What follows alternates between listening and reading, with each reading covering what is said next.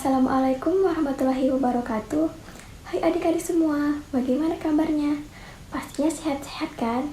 Perkenalkan, kakak Nur Indasari.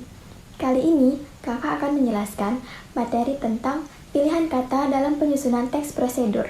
Pasti kalian belum tahu kan? Simak video ini ya. Nah, adik-adik, ada beberapa pilihan kata dalam penyusunan teks prosedur.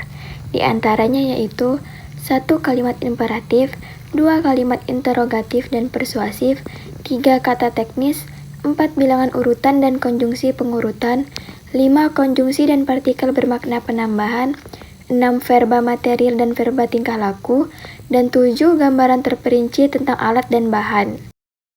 Pilihan kata dalam penyusunan teks prosedur yang pertama adalah menggunakan kalimat imperatif, yaitu kalimat yang menggunakan kata kerja perintah. Kata kerja perintah atau verba imperatif bisa dibentuk dari kata kerja dasar atau ditambahkan akhiran kan, i, dan la.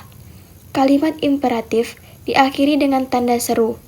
Kalimat imperatif dapat digunakan untuk menyatakan larangan atau keharusan melaksanakan perbuatan.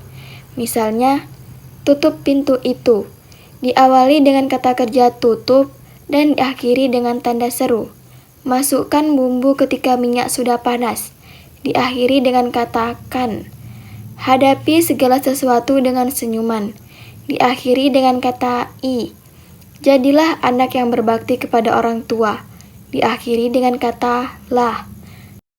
Yang kedua, menggunakan kalimat interrogatif dan kalimat persuasif.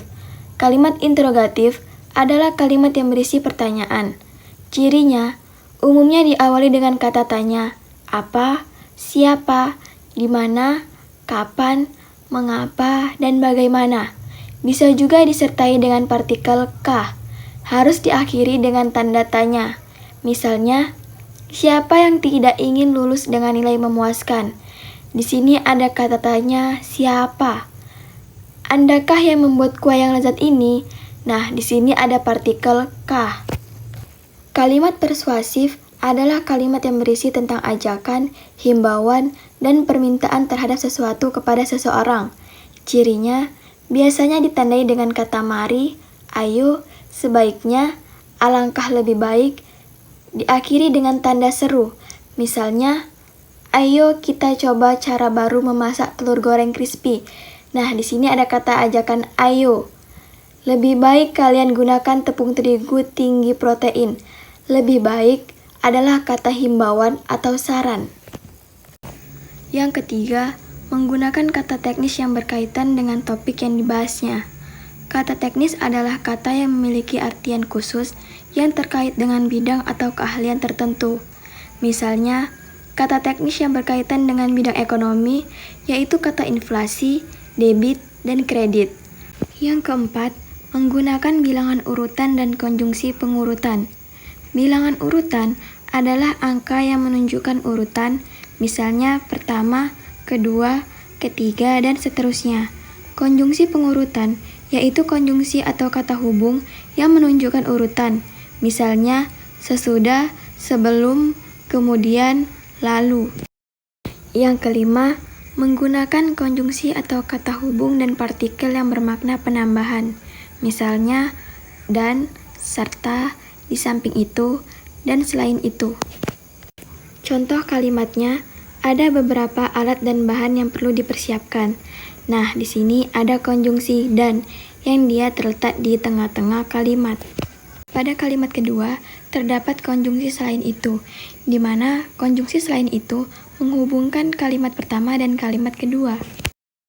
Yang keenam, menggunakan verba material dan verba tingkah laku.